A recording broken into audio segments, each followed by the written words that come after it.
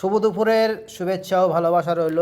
তো আজকে আমরা দুপুরে মেনুতে তোমাদের দিদিভাই বিরিয়ানি করেছে। তো বিরিয়ানি দেখুন আপনারা, এত সুন্দর বিরিয়ানি করেছে, মুখে জল চলে আসছে, কখন খাবো বলে বসে আছি। তো তোমাদের দিদিভাইকে বলবো এক্ষুনি তুমি বিরিয়ানি তাড়াতাড়ি দাও। আমরা